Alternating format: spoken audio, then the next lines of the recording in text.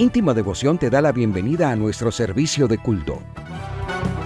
Desde Medellín transmitimos en simultánea con nuestras iglesias en el oriente antioqueño, Turbo, Cereté, Maicao, Colombia y todo el mundo. Somos una iglesia que cree, obedece, vive y proclama los efectos transformadores del Evangelio del Señor Jesús. Nos reunimos para vivir un tiempo de alabanza y adoración, compartir con la iglesia infantil, predicar y difundir la palabra de Dios. Visita nuestro sitio web, descarga nuestra aplicación y síguenos en las redes sociales. Año 2024. Viviendo para Jesús.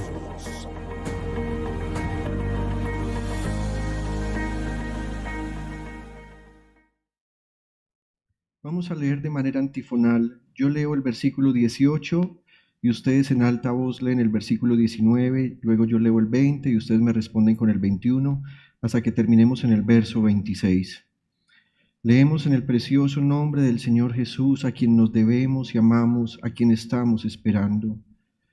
Dice la palabra de Dios: mientras Él les decía esto, es decir, Jesús, un dirigente judío llegó, se arrodilló delante de Él y le dijo: mi hija acaba de morir, pero ven y pon tu mano sobre ella y vivirá.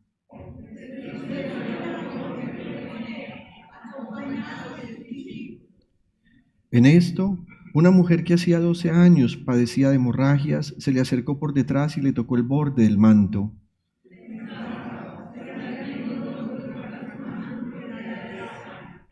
Jesús se dio vuelta, la vio y le dijo: ánimo, hija, tu fe te ha sanado. Y la mujer quedó sana en aquel momento.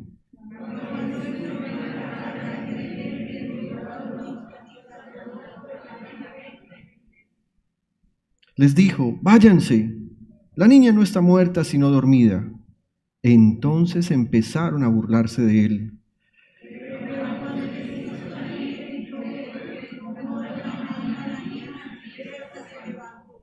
La noticia se divulgó por toda aquella región. Pastor, ven un momento acá para que ores. Entregamos este tiempo de la palabra al Señor, disponiendo nuestro espíritu y todo nuestro ser para que su palabra corra y sea glorificada. Amado Dios y Padre Celestial, muchas gracias. Nos rendimos delante de ti, delante de tu eterna palabra, Señor. No somos dignos de escucharte, pero así tú lo determinaste para que por medio de poder escuchar tu palabra, nuestra fe siga en aumento. Señor, porque al final la fe viene es por el oír por la palabra, por el mensaje de Cristo Jesús. Gracias por abrir nuestros oídos en esta mañana y te ruego, Dios, que nadie se distraiga con cosas que no valen la pena, sino que hoy todos estemos concentrados en el mensaje valiosísimo, transformador y potente que tú nos quieres dar. En el nombre de Cristo Jesús te ruego que respaldes la palabra predicada por medio de nuestro pastor y que él tenga la fluidez y la brillantez con la cual él siempre se ha caracterizado para que en esta mañana podamos escuchar tu voz. En el nombre de Cristo Jesús, oro a ti, Padre bueno, por el poder del Espíritu Santo. Amén, amén y amén. Amén. Siéntense, querida iglesia, por favor. Quiero compartir este mensaje que he titulado El Señor Jesús y nuestras tragedias personales. El Señor Jesús y nuestras tragedias personales.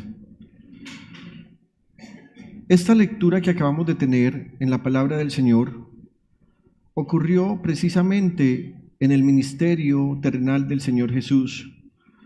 Y para entenderla, debemos aclarar qué ocurría en el territorio de Israel en la época en que Jesús el Señor nació, desarrolló su ministerio, murió y resucitó. Resulta que desde el año 1200 a.C. se había empezado a levantar una serie de imperios y muy cercano al nacimiento del Señor Jesús, más o menos entre el 500 y el 400 a.C., una nación que se conoce como la Antigua Grecia llegó a ser el imperio griego. Un imperio griego que se caracterizó por expandir sobre el mundo conocido lo que ellos consideraban que era la cultura, la literatura, la enseñanza. Para esa época, el idioma griego se convirtió en la lengua mundial, algo así como lo sigue siendo hoy el inglés. En esa época se comerciaba, se hablaba, se hacían negocios por medio de un lenguaje común que era el griego. A ese periodo se le conoce como la antigua Grecia, repito, que va desde el 1200 a.C., y que luego se convierte en un imperio que influye sobre el mundo. Inclusive, luego del imperio griego se levantó otro imperio que era el imperio romano. Y ese imperio romano, en realidad, solo impuso la fuerza militar, la fuerza sobre las poblaciones, pero no fue que aportaran mucho sobre el mundo. De hecho, se dice que los romanos no trajeron ningún invento, ningún descubrimiento, pero lo que sí hicieron ellos es que perfeccionaron las cosas que ya otros imperios habían hecho. Así que los romanos están viviendo, se han apoderado del territorio, y cuando Jesucristo nace, ellos están viviendo, ellos están influenciando el comportamiento de la nación judía, pero lo están influenciando con toda esa ramificación y conocimiento del imperio griego. Si usted observa y si usted conoce un poco de historia bíblica, recuerda que, por ejemplo, todo el Nuevo Testamento fue escrito en griego. Hay unas partecitas chiquitas en arameo, y el Antiguo Testamento fue escrito originalmente todo en hebreo y también con unas partecitas en arameo. Pero todo fue escrito en griego, es decir, la influencia del imperio griego está en esta historia que acabamos de leer de una manera tajante, de una manera fuerte. Además, usted recuerda que más o menos unos 400 años antes de que naciera Jesucristo, Dios no volvió a levantar ningún profeta en la nación de Israel, sino que es un periodo que se conoce como el silencio de Dios. El último profeta que escribió fue el profeta Malaquías. Pero de ahí hasta el Evangelio de Mateo, cuando Jesucristo aparecerá, hay 400 años de silencio. Si Dios ha dejado de hablar porque Dios dice, muy bien, les di la ley, no hicieron caso, les di los profetas, no hicieron caso, voy a guardar silencio. No un silencio rencoroso, sino un silencio en el que Dios está llamando la atención de su pueblo, porque en últimas Dios sabe que ese silencio terminará cuando Él mismo se manifieste como hombre en la persona de Jesucristo el Señor. Sin embargo, toda esa época de silencio ha generado una conciencia en Israel, y muchos pensaban, Dios nos ha abandonado, y mientras ese silencio de Dios se está dando, ha venido con una tremenda fuerza el imperio griego y el imperio romano, a los que conocemos como la cultura greco-romana, a influenciar a la gente. Así que los judíos están tratando de perseverar en una promesa. Dios va a enviar a su Mesías. Y cuando ellos piensan que Dios va a enviar a su Mesías, además piensan, Dios nos ha dado esta tierra, y mientras estemos en esta tierra, esa promesa seguirá vigente. Entonces los judíos, que están influenciados por esa cultura greco-romana, inclusive han tenido una división en cuanto a sus sectas, porque aunque creían en un único Dios, no creían todos de la misma manera en ese único Dios. Y se ha levantado, por ejemplo, una secta que se llamaban los saduceos, que los saduceos lo que quisieron hacer fue tomar la filosofía de la cultura greco-romana, ajustarla a la ley de Dios, y entonces ahí perdieron de vista las promesas que Dios había hecho. Para esos saduceos, ustedes recuerdan que la Biblia nos dice que ellos no creían ni en la resurrección de los muertos, ni en ángeles, ni en demonios. Y si usted observa además, a esa secta poco se le menciona en el Nuevo Testamento, y tal vez solo una sola vez Jesucristo tuvo un diálogo con ellos. Porque ellos estaban tan perdidos en el conocimiento, estaban tan perdidos en la búsqueda de convertir el judaísmo en una ramificación de la filosofía, que Jesús jamás perdió tiempo con ellos. Una sola vez le hicieron una pregunta que era más bien una pregunta capciosa acerca de la resurrección de los muertos, y como ellos solo creían, me refiero a los saduceos, en que la palabra de Dios solo era Génesis, Éxodo, Levítico, Números y Deuteronomio, que es lo que se conoce como la Torá o la ley, pues Jesús les respondió basado en ese texto. En algún momento ampliaremos eso, pero Jesús no tuvo mucho diálogo con ellos porque Jesús claramente sabe que ningún pensamiento filosófico puede explicar la verdad de Dios. Es como si Él decidiera no perder tiempo con ellos, no por falta de misericordia, sino porque la influencia grecorromana ha invadido el corazón de ellos de tal forma que ellos no creen en el Dios que profesan o dicen creer. Así que gran parte de la cultura grecorromana ha influenciado al mundo de Israel, que en ese momento a Jesús le ha correspondido ministrar. Y para poder entender este pasaje, les decía, se hacía necesaria esta introducción para que nosotros podamos saber qué estaba pasando en este pasaje donde hay dos tragedias personales. Por un lado, una mujer que lleva 12 años enferma de flujo de sangre. Y por otro lado, un padre de familia que en un principio, dicen los otros dos evangelistas, Marcos y Lucas, Juan no menciona esto, va a donde Jesús cuando ella todavía está enferma, aunque Mateo simplemente resumiendo el milagro nos dice que el hombre le dice que su hija acaba de morir. Así que tenemos que pensar un poco en cómo era la antigua Grecia. ¿Qué está influenciando el pensamiento de estas personas? Resulta que en la antigua Grecia existía un género teatral en verso que con la ayuda de un coro y varias voces de actores desarrollaba temas de la antigua épica que estaban centrados en el sufrimiento, la muerte, los sucesos dolorosos de la vida humana y que siempre tenían un final funesto y que además tenía como fin mover a la audiencia a la compasión, al miedo o al espanto. Ese género teatral se conocía como tragedia.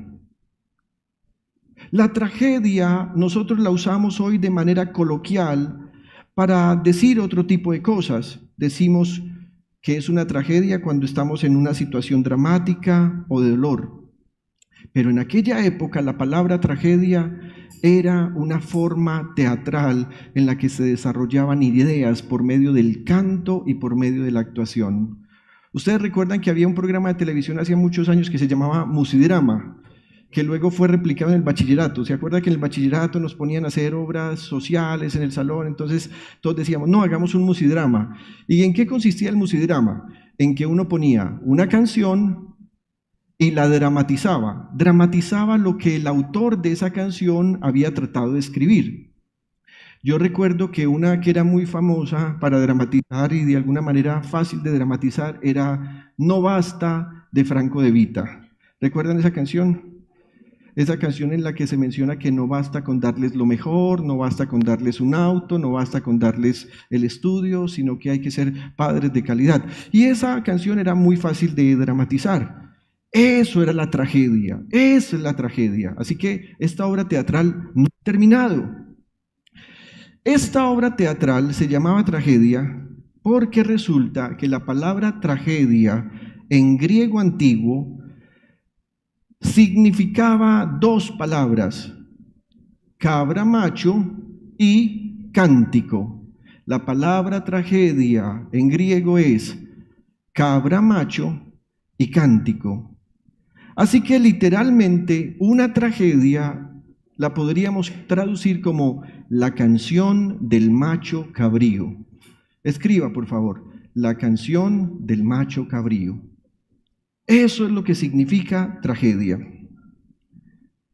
Hasta el día de hoy los académicos no están del todo seguros de por qué tienen en el mundo griego este significado, esta palabra, y por qué decidieron usarla.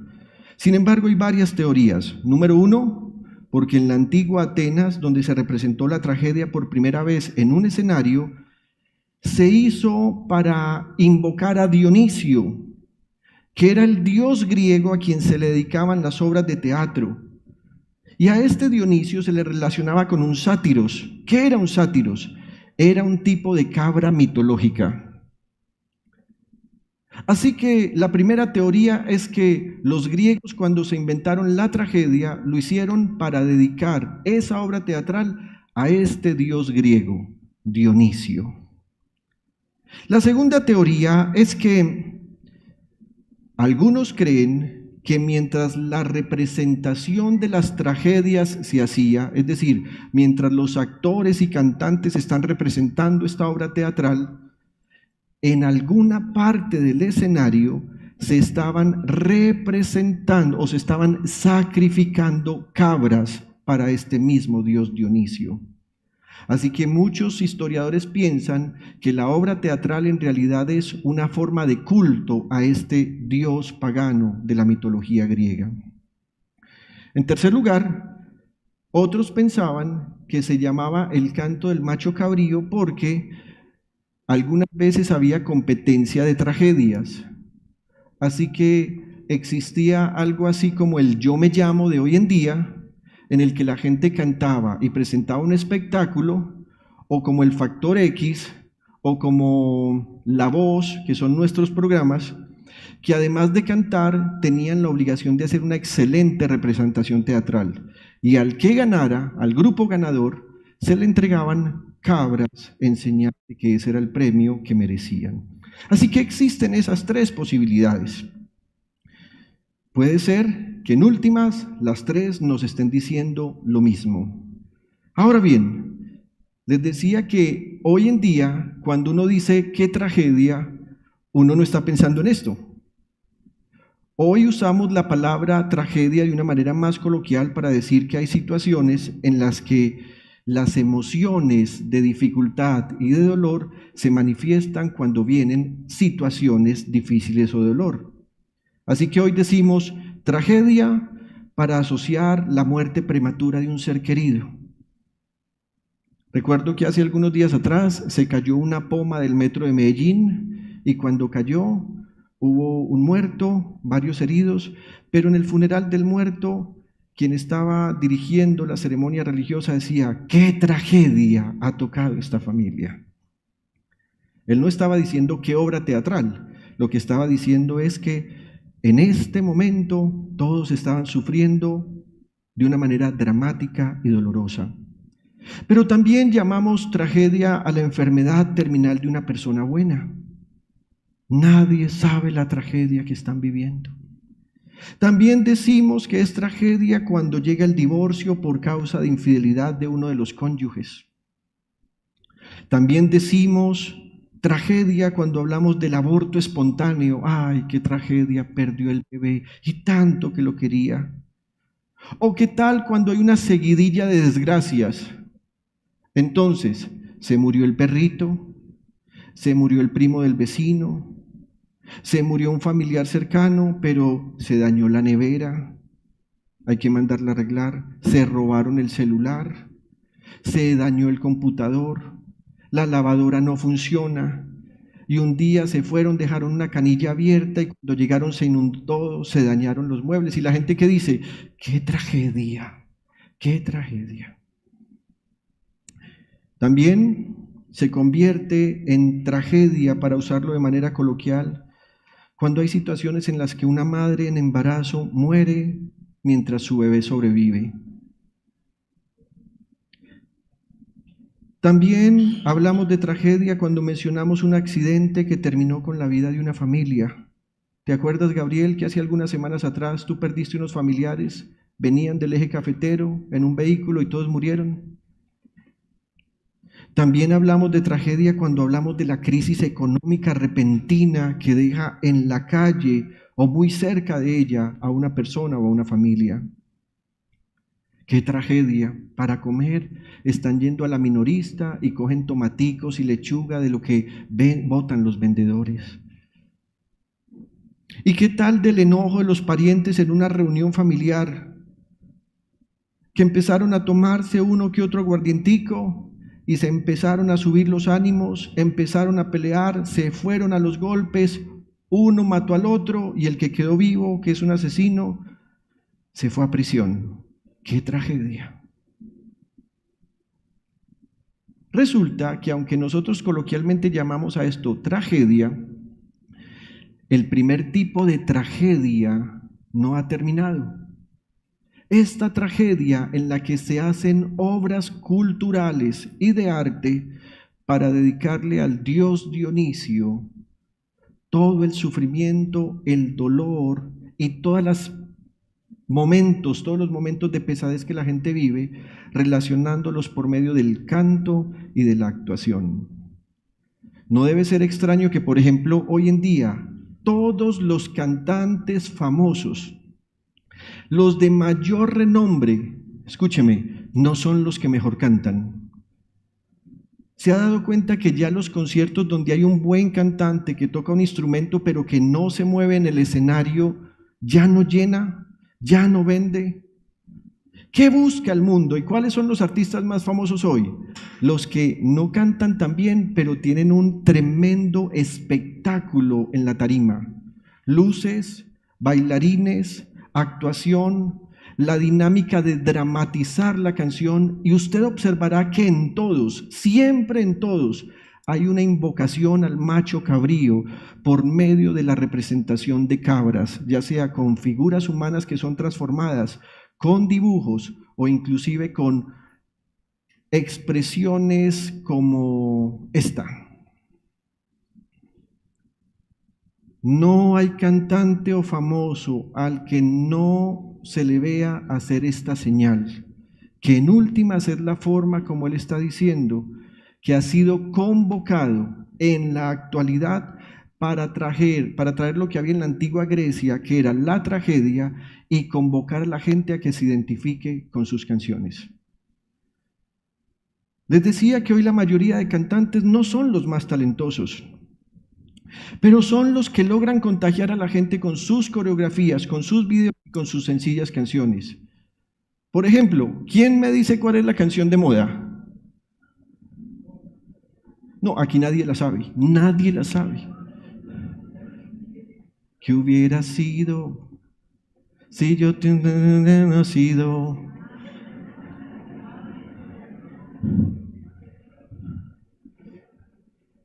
La bichota, Karol G, me extraña, Patri, me extraña. ¿Qué hubiera sido si antes te hubiera conocido? Y entonces nos invitan unos hermanos de la iglesia a un precioso cumpleaños donde los niños van a saltar en brinquitos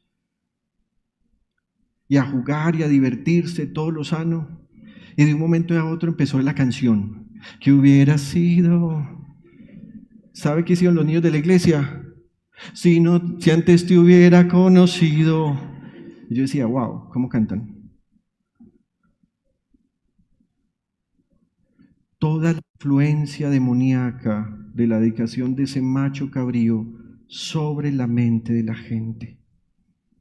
Y no nos digamos mentiras, las hacen pegajosas, fáciles de cantar, y así usted se la quiera sacar de la cabeza. Yo sé que más de uno está allá. Tararara, pararara, pararara. Se les pegó. Y después de este sermón, cuando la escuchen, ustedes se van a acordar de este sermón. Ay, ¿verdad? Lo que el pastor estaba diciendo allá. Estamos viviendo en la misma época, la época de la tragedia griega. Y solo por mencionar este asunto, ¿qué dice esa canción? Esa canción habla de una muchacha que está enamorada de un hombre que tiene pareja. Pero la empieza la muchacha enamorada a descalificar y a decir, yo soy mejor, yo estoy más buena, yo me hubiera casado contigo, mi nombre suena muy bien con tu apellido. Es una invitación al adulterio, a la infidelidad, a dañar el hogar, a dañar a las parejas. Pero resulta que quien la está cantando no la está cantando como la víctima, la está cantando como que quiere ser o quien quiere ser la victimaria. Quiero dañar este hogar. Además, aunque ya no suena a música de despecho, porque la música de despecho hasta hace algún tiempo sonaba con guitarras, violines y trompetas, como cuando nuestro amigo Darío Gómez o El Charrito Negro cantaban, hoy la música de despecho es mucho más llamativa, con otro ritmo, con ritmos modernos, pero en últimas son la misma tragedia griega. ¿Y qué logra hacer esta tragedia griega? Impregnar nuestra mente para invitarnos a soñar con lo que la canción dice sin darnos cuenta cuán malo es. Así que me imagino a mucha soltera en la iglesia viendo a otra casada con un buen esposo y por allá pensando, ¿qué hubiera sido si antes me hubieras conocido? ¿Qué creyó pues? ¿Que no ensayé? Me sé la coreografía. Me da pena mostrar la coreografía, pero me la sé.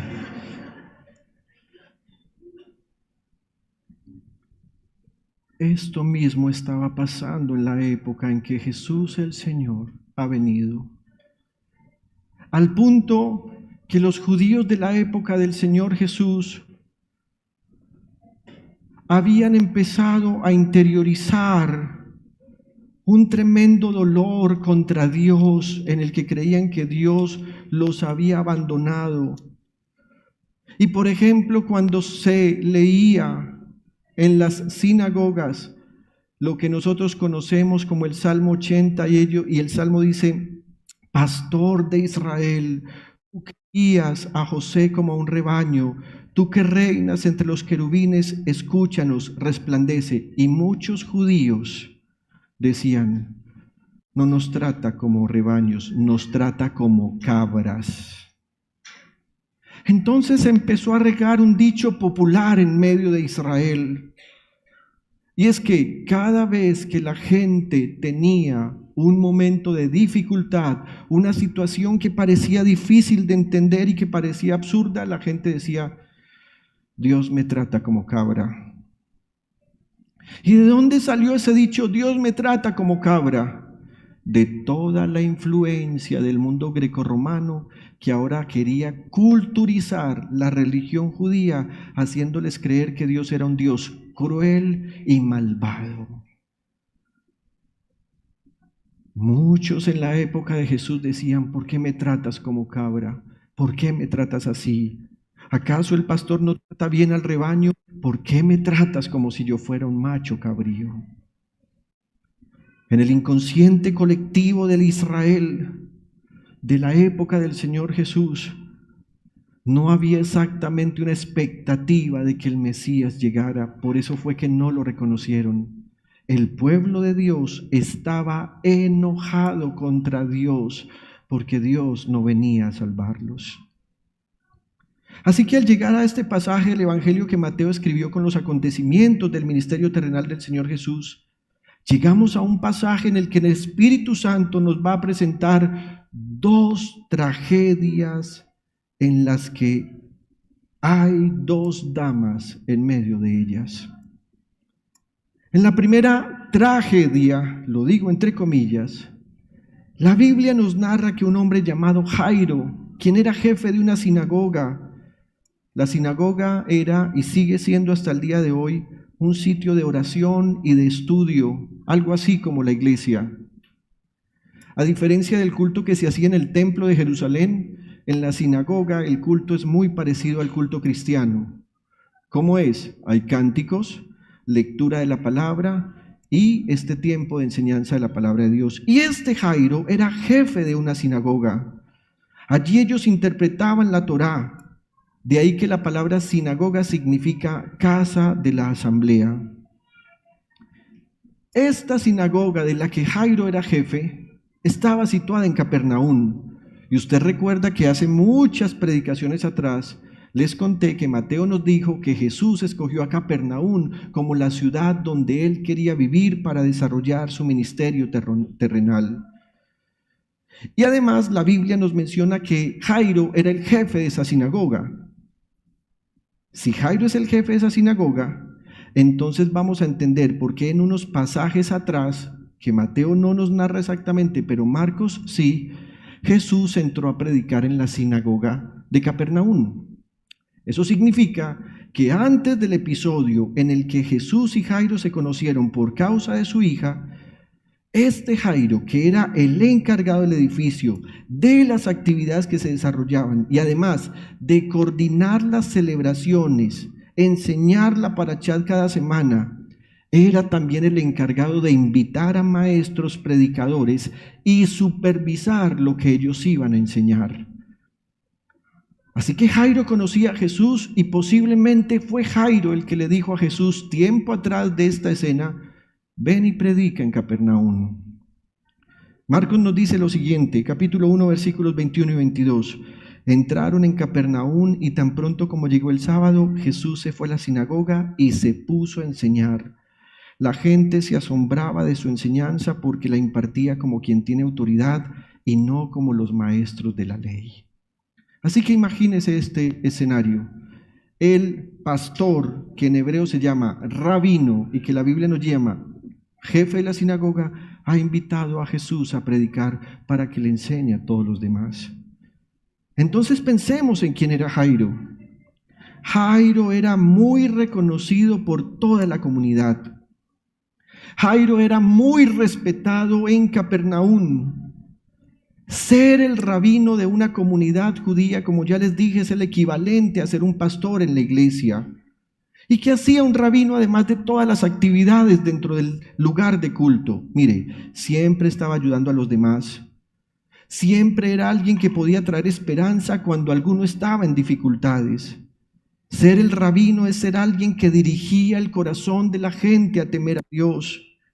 Alguien que ayudaba a los pobres y a los indefensos. Alguien que imponía las reglas que cada individuo debía cumplir ante Dios, pero también ante los demás miembros de la comunidad. El rabino o jefe de la sinagoga era alguien que oficiaba las bodas, dirigía la circuncisión, las ceremonias de ingreso a la comunidad que se llamaban el Bat Mitzvah en las niñas y Bar Mitzvah en los niños, pero también el que atendía a las personas cuando había una tragedia familiar, levantaba los cánticos en el funeral y cuando alguien estaba triste lo animaba con palabras para volver su corazón hacia Dios. Piense lo que estaba viviendo este pastor, este rabino, él tratando de impregnar esperanza para que todos siguieran confiando en que Dios cumpliría su promesa y la gente cantando: ¿qué hubiera sido si antes te hubiera conocido? Imagínense lo que este pastor tenía que vivir cuando la gente iba y se quejaba: levantémonos contra los romanos, matémoslos. Y él les decía: no pierdan la esperanza, Dios enviará a su Mesías. Y la gente le contestaba: ¿acaso Dios se acuerda de nosotros? ¿No ve que nos está tratando como cabras? Y resulta que a ese que está dando esperanza y sobre quien los ojos de toda la comunidad estaban pendientes, ahora tiene una tragedia familiar. Su pequeña hija de 12 años, quien además es su única hija, está enferma y agonizando.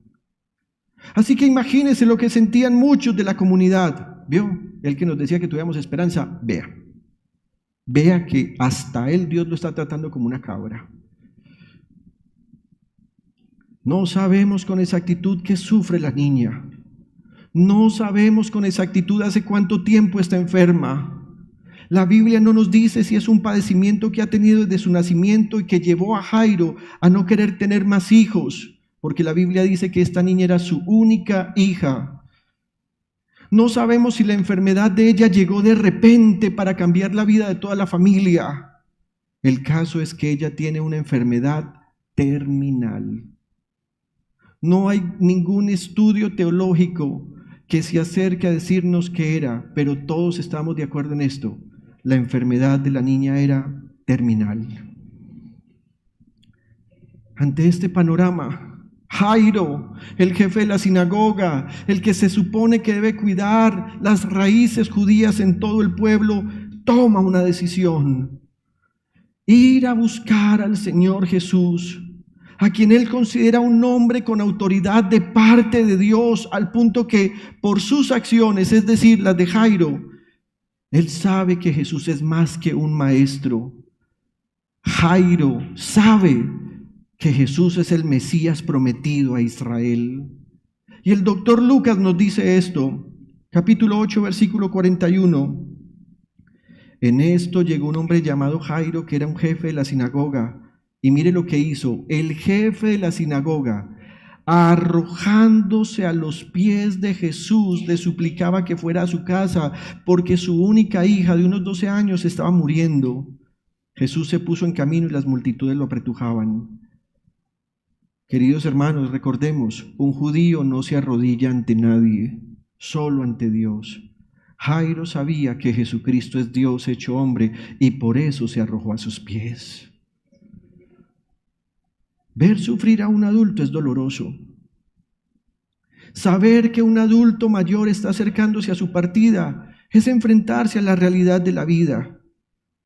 Pero ver que quien sufre y está sentenciada a la muerte es la única hija que además en el antiguo Israel hasta los 12 años se les tenía como hijita y no como hija, sino como hijita, eso es verdaderamente trágico. Si la niña moría, Jairo, su esposa y toda la comunidad serían tocados con el dolor y el sufrimiento de una muerte temprana. ¿Por qué le pasa esto al jefe de la sinagoga? Tal vez esa era una pregunta que se hacían todos en la comunidad. ¿Acaso no es un hombre santo al que no deberían pasarle estas cosas? Muchos dirían, mire, cuando Jairo ve el sufrimiento de los demás, él les ayuda en sus duelos, pero ¿quién podrá ayudar a Jairo en este momento? Ante esta situación, todos los evangelistas nos narran que Jesús tomó una decisión: acompañar a Jairo hasta su casa. El versículo 42 nos está diciendo que Jesús se puso en camino y las multitudes lo apretujaban, lo tocaban. Las multitudes querían tocarlo. Y mientras esas multitudes estaban alrededor de Jesús, el trayecto se hacía cada vez más lento. Una cosa es transitar mientras la vía está libre y otra cosa es transitar cuando todo está atrancado. Jairo necesita que todo ocurra de una manera más veloz y todo va en contravía de ese propósito. Gente que levanta sus manos y las bate para saludar a Jesús. Y Jesús casi que ni puede caminar, sino que va al paso de la multitud que está apretándolo. ¿Quién no quiere atención médica inmediata para las personas que amamos? ¿No ha visto usted en un servicio de urgencias cómo los familiares, cuando llevan a alguien herido o enfermo, se desesperan, pierden la cabeza, insultan al personal administrativo o al de vigilancia? ¿Quién no quiere atención inmediata? ¿Quién de nosotros no ha sentido que el trámite para la atención de una urgencia hace que el tiempo se vuelva un enemigo? El escenario es dramático y como si fuera poco ocurrirá algo que lo va a agudizar. Aparecerá en la escena otra tragedia, la de una mujer hemorroísa. En el versículo 43 de Lucas 8 nos dice que mientras Jesús trata de caminar apretado, había entre la gente una mujer que hacía 12 años padecía de hemorragias, sin que nada pudiera sanarla, sin que nadie pudiera sanarla. La historia de esta mujer tenía también un contenido que la hacía ser una tragedia real. 12 años de enfermedad, que para muchos doctores de hoy pudo haber sido un tumor. Enfermedad que por ser hemorrágica, de seguro le produjo una anemia severa, unos olores nauseabundos, una escasez de métodos higiénicos como los que conocemos hoy, porque no existía ni el cótex, ni el tampón, ni la toalla higiénica. Las mujeres tenían que recurrir a retazos de tela y cuando la hemorragia era muy grande, a su propia ropa para tratar de contener el flujo. Es a eso lo que la Biblia llama trapos de inmundicia. ¿Y qué decir del estado emocional de esta mujer? Una mujer con una constante hemorragia tiene una infelicidad permanente. Pero además ha tocado a su puerta el sentimiento de desamparo y soledad en su máxima expresión. El cansancio que produce buscar médicamente una solución en una época en la que los conceptos médicos eran incompatibles entre sí. ¿Se ha dado cuenta cuántos de nosotros decimos querer escuchar una segunda opinión médica? Pero ella lleva 12 años escuchando a diferentes médicos y todos opinan diferente acerca de su enfermedad.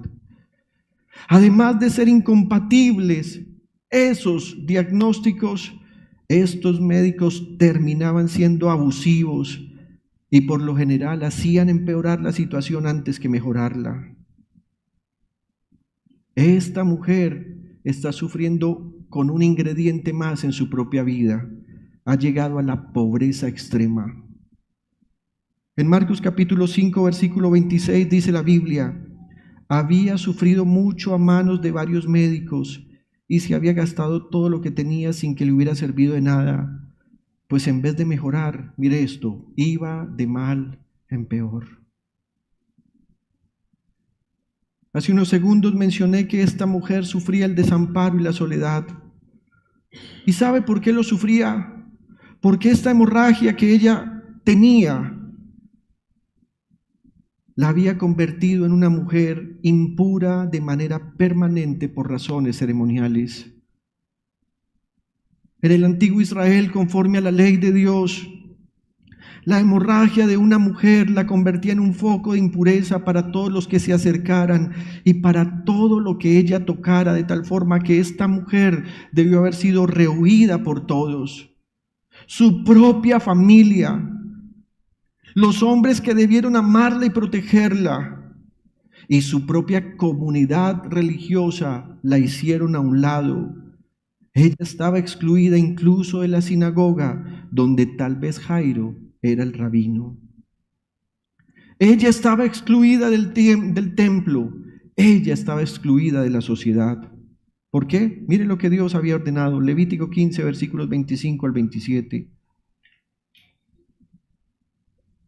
Cuando una mujer tenga flujo continuo de sangre fuera de su periodo menstrual, o cuando se le prolongue el flujo, quedará impura todo el tiempo que le dure como durante su periodo. Ella está impura, pero mire lo que sigue. Toda cama en la que se acueste mientras dure su flujo quedará impura como durante su periodo. Todo aquello sobre lo que se siente quedará impuro como durante su periodo. Todo el que toque cualquiera de estos objetos quedará impuro, deberá lavarse la ropa y bañarse y quedará impuro hasta el anochecer. Así que imagínense por un momento esto.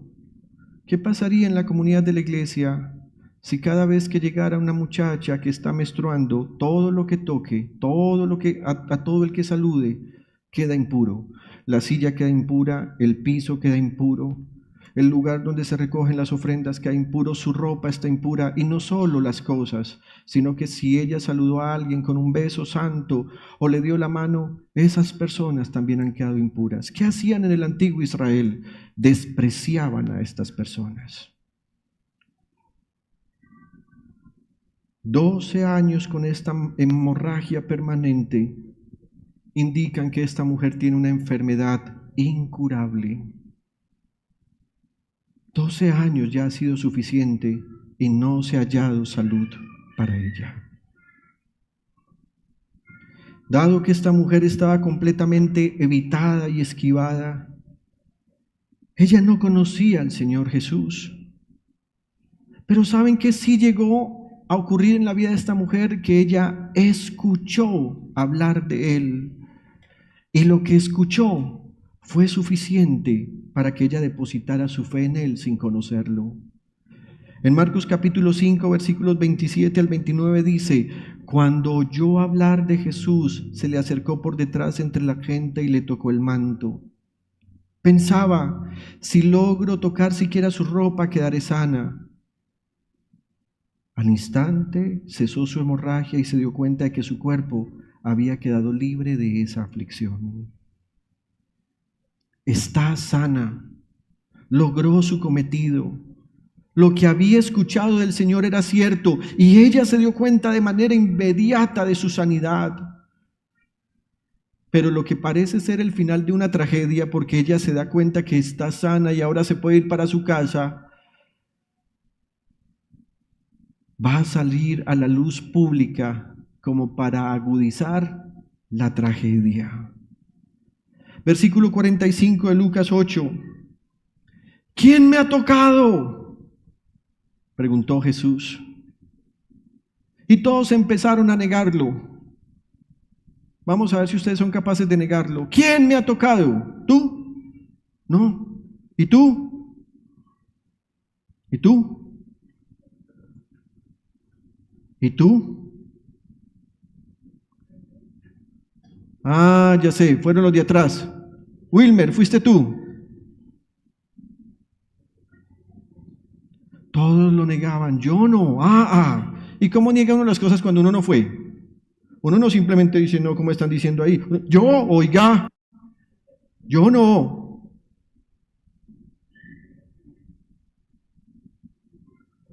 ¿Quién me ha tocado?, preguntó Jesús. Y como todos negaban haberlo tocado, Pedro, otra vez Pedro, le dijo una cosa al Señor. Señor, está fallando la lógica.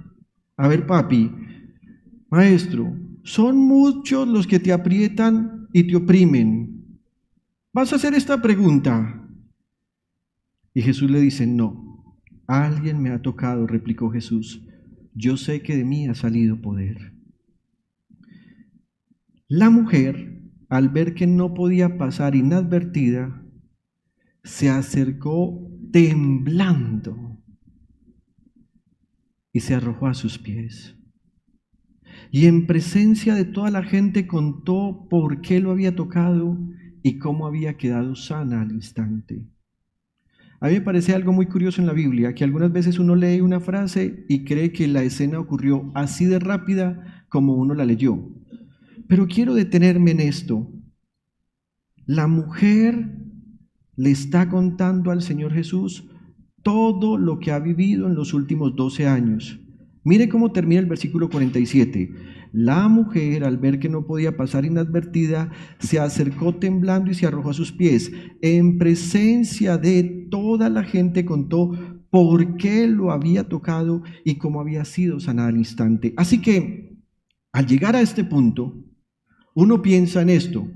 ¿Se ha dado cuenta que cuando un enfermo empieza a contar la historia de su enfermedad, abunda en detalles de tal forma que la conversación parece interminable?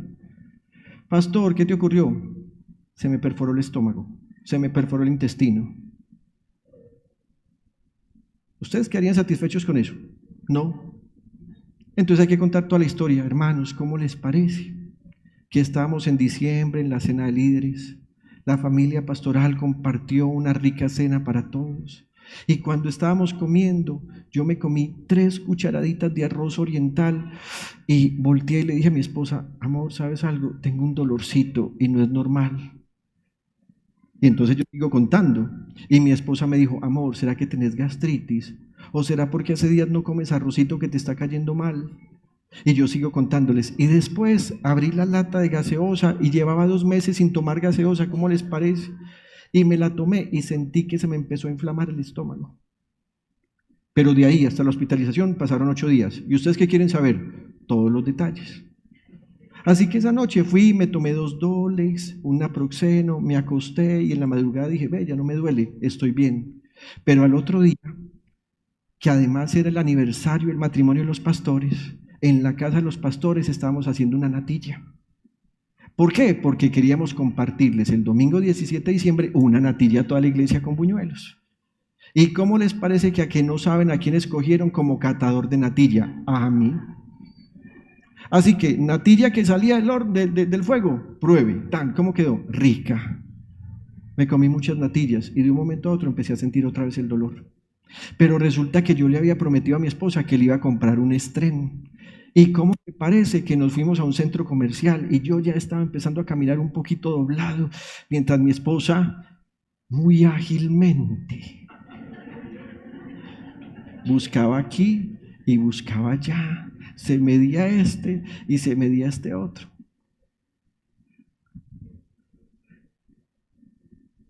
Al domingo prediqué con un dolor. ¿Y cómo les parece que me bajé? Y a que no saben qué me llevaron allá, la cajita de natilla con buñuelo. Mire, ¿cuánto tiempo llevo contando esto? Y no he llegado ni al tercer día. Esta mujer le está contando a Jesús lo que está ocurriendo en los últimos 12 años. Todo ha terminado para esta mujer, su tragedia ha terminado. Y contrario a lo que ocurría en la tragedia griega, en la que las historias tenían un final triste y espantoso, y teniendo en cuenta que esto no es un musidrama, sino una historia real, resuenan las palabras del Señor Jesús cuando después de escucharla, y por favor no pierda de vista esto, después de escucharle toda la historia de los últimos 12 años, le va a decir: hija, tu fe te ha sanado, vete en paz. Todos están mirando el diálogo, ese extenso diálogo que los evangelistas nos han narrado en solo 2 frases cortas. Pero resulta que cuando Jesús le dice a ella, vete en paz, no solo ella se alargó con la historia, sino que Él se va a alargar con su saludo de bendición. La expresión vete en paz es un saludo corto que en el judaísmo se conoce como las bendiciones del chalón. Bendiciones que tomaban tiempo para ser pronunciadas. Se cree que cuando alguien declaraba el chalón sobre una persona, podía tardarse entre 15 y 30 minutos. Y nosotros leemos aquí, vete en paz, pero resulta que vete en paz significa declarar todas las bendiciones de Dios. Todos están mirando. La escena se está alargando, pero ahora va a ocurrir algo que es un agravante en este diálogo. Mientras Jesús está hablando, Lucas nos dice que todavía estaba hablando Jesús. Y aquí tenemos que detenernos a pensar en esto que acabo de decir. ¿Cuánto se demora uno diciendo, hija, tu fe te ha sanado, vete en paz? ¿Cuánto me demoré diciéndolo? 3 segundos. Así que Jesús no solo estaba diciendo en español, vete en paz. Él estaba diciendo que el Señor te bendiga, que el Señor te guarde, que el Señor haga resplandecer su rostro sobre ti, que todo lo que has perdido en manos de médicos, el Señor traiga provisión. Ahora, 15 minutos, 30 minutos de bendiciones. Y mientras Jesús está hablando, llegó alguien de la casa de Jairo, jefe de la sinagoga, para decirle, Rabino, tu hija ha muerto, no molestes más al maestro. Ahora ya no se trata de una niña enferma y agonizante, ahora se trata de una niña muerta. La Biblia dice en Eclesiastés 9:14, mientras hay vida, hay esperanza, pues es mejor perro vivo que león muerto. Así que en este caso podríamos decir, mientras está enferma hay esperanza, es mejor niña enferma viva que niña muerta. Cuando algunos reciben la noticia de un cercano que murió, sienten descanso por el sufrimiento al que el enfermo estaba sometido.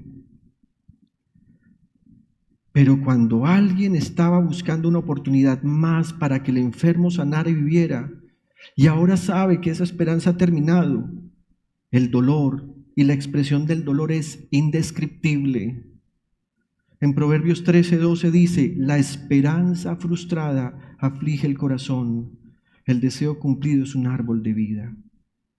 Imagínese por un momento que usted escuche la noticia que su hija o su hijo incluso ha muerto. Lo natural es que los hijos entierren a sus padres y no que los padres entierren a sus hijos. Así que para Jairo la esperanza se ha desvanecido. El corazón ha entrado en profunda aflicción y duelo. Y si este texto de Proverbios es cierto y dice que el deseo cumplido es árbol de vida, pues el deseo no cumplido es árbol de muerte.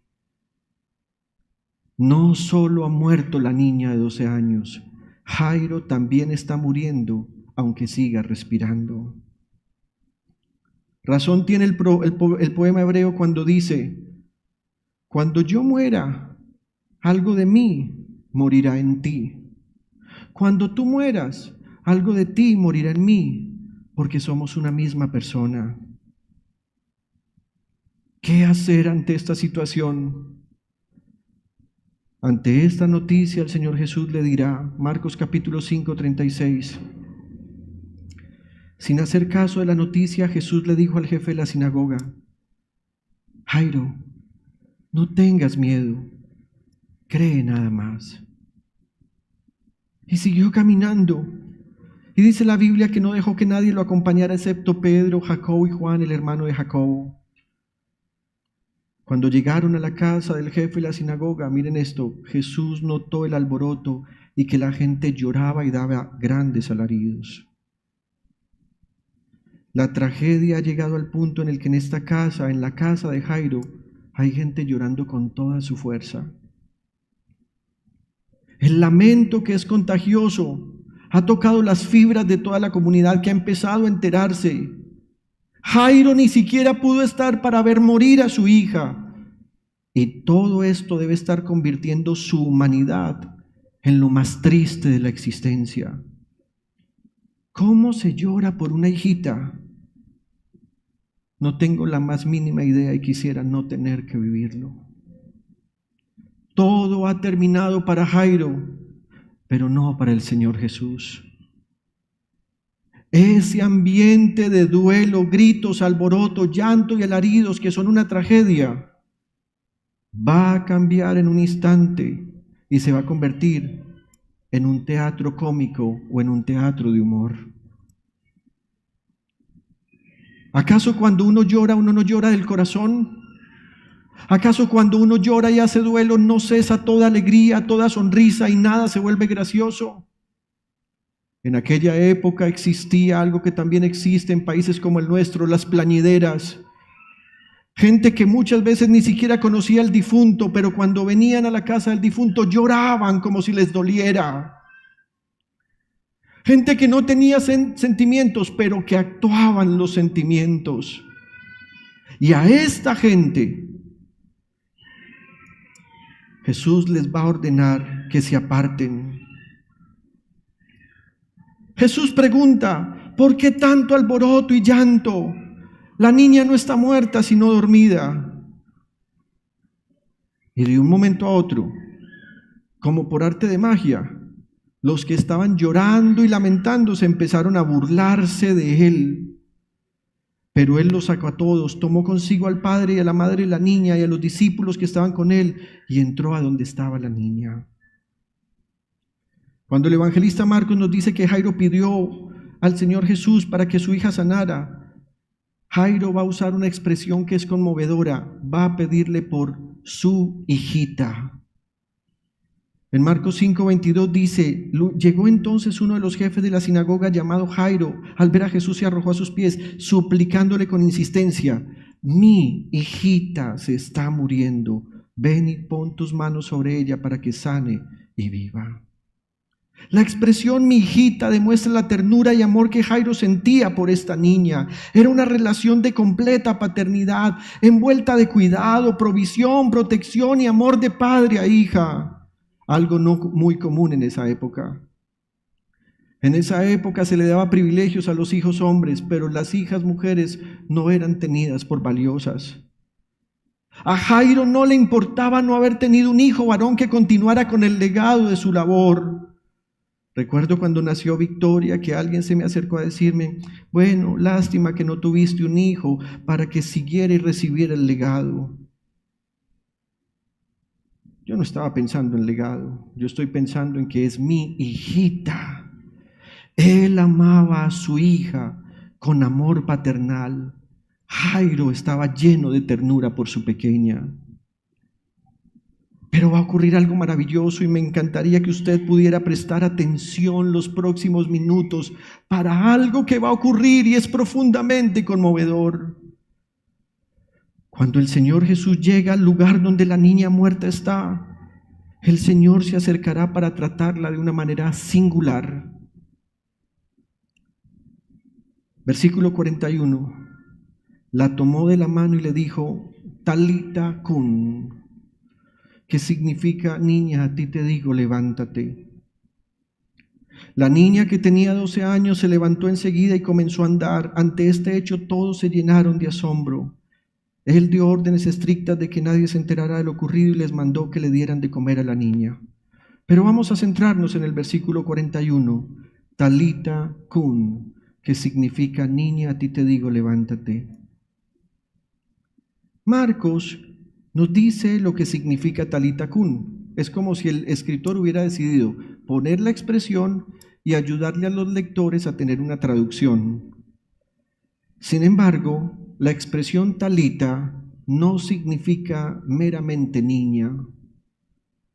La expresión Talita proviene de una palabra hebrea, que es la palabra tel-hak, y significa corderito, ovejita pequeña. Corderito se llamaba aquel tipo de corderito lechero que solo tenía entre 30 días de nacido, máximo 45 días de nacido, y que normalmente pesaba entre 10 y máximo 12 kilos. No sé si tendrá alguna relación esos 12 kilos con los 12 años que tenía la Biblia. Lo que sí es cierto es que cuando Jesús se acerca a ella, le dice, corderita, levántate. ¡Qué expresión tan tierna! Es como si Jesús estuviera diciendo, tú la llamas hijita porque es tu corderita más preciada. Voy a tratarla como tú la tratas. Lo interesante es que en la Biblia, la palabra talita o corderito se encuentra solo 3 veces en la Biblia, en el Antiguo Testamento. Y esos corderitos se llamaban corderitos lechales, porque eran pequeñitos, pequeñitos, y necesitaban todo el tiempo tomar lechita de la oveja. En relación a estos 3 pasajes, la Biblia dice, en primer lugar, que Dios los acepta como un sacrificio y responde. En el primer libro de Samuel, capítulo 7, versículo 9, dice, Samuel tomó entonces un cordero pequeño, talita, y lo ofreció en holocausto al Señor. Luego clamó al Señor en favor de Israel, y el Señor le respondió. En Isaías 40, versículos 10 y 11 dice que el Señor cuida a estos indefensos corderitos con toda su fuerza. Miren, el Señor omnipotente llega con poder y con su brazo gobierna, su galardón lo acompaña, su recompensa lo precede, como un pastor que cuida su rebaño. Mire esto, recoge los corderos en sus brazos, los lleva junto a su pecho y guía con cuidado a las recién paridas. Telaj, talita. En Isaías 65, 24 y 25 dice que el Señor escucha a estos corderitos para darles vida en medio de la hostilidad. Y sucederá que antes que clamaren, yo responderé, y estando ellos aún hablando, yo iré. Miren esto, el lobo y el corderito apacentarán en compañía, y el león cual buey comerá paja, y polvo será el alimento de la serpiente. No dañarán ni destruirán en todo mi santo monte, dice el Señor. Talita cum es el trato más tierno con el que este buen pastor, que es el Señor Jesús, le ha dado vida otra vez a esta pequeña niña.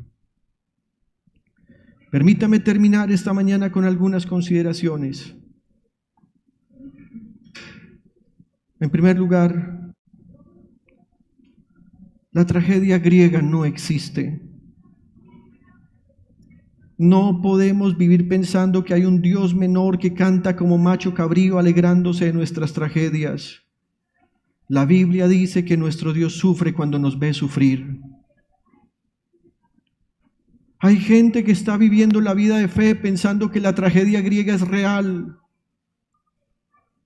y pensando que lo que les está ocurriendo es porque Dios con su crueldad ha venido a castigarles.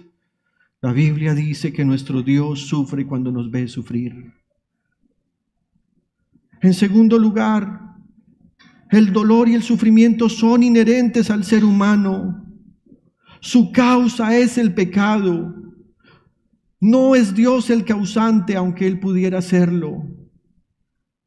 ¿Se ha dado cuenta que cuando sufrimos decimos cosas, ¿por qué Dios permite que yo pase por esto? No es Dios el causante. En tercer lugar, contrario a lo que piensan muchos al tachar el Evangelio del Señor Jesús como machista, en este episodio el Señor Jesús se ha ocupado de la vida de dos mujeres. En cuarto lugar, el macho cabrío griego exigía sacrificios para satisfacerse con la tragedia. El Cordero de Dios, que es Cristo Jesús, sabe que su sacrificio es suficiente para nosotros. En quinto lugar, el Señor Jesús siempre hace milagros con palabras clave. A la abandonada mujer con hemorragia la llamó hija, porque inclusive su propio padre la había abandonado. Y a la niñita de Jairo Jesús la llama corderita. En sexto lugar, es necesario escuchar en la iglesia el mensaje del Evangelio que si en algún momento nos llega la tragedia, no fijemos nuestra mirada en la tragedia, sino que recordemos quién es Jesús.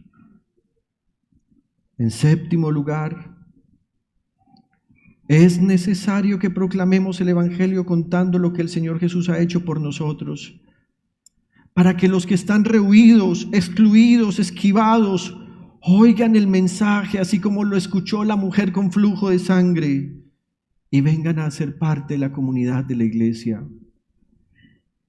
Cuéntele a los demás qué ha hecho el Señor con usted. Y cuando ellos escuchen qué ha hecho el Señor con usted, usted se va a dar cuenta que en algún momento ellos vendrán porque usted ha dado testimonio del Cordero de Dios. Sé que esta mañana muchos acá están teniendo sufrimiento, dolor y tragedia personal. Sin embargo, ustedes esta mañana pueden escuchar la voz del Señor Jesús diciéndoles, hijito, o inclusive, corderito. Íntimo Devoción te agradece por acompañarnos en nuestro servicio de culto. Desde Medellín transmitimos en simultánea con nuestras iglesias en el Oriente Antioqueño, Turbo, Cereté, Maicao, Colombia y todo el mundo. Somos una iglesia que cree, obedece, vive y proclama los efectos transformadores del Evangelio del Señor Jesús. Nos reunimos para vivir un tiempo de alabanza y adoración, compartir con la iglesia infantil, predicar y difundir la palabra de Dios. Visita nuestro sitio web, descarga nuestra aplicación y síguenos en las redes sociales. Año 2024. Viviendo para Jesús.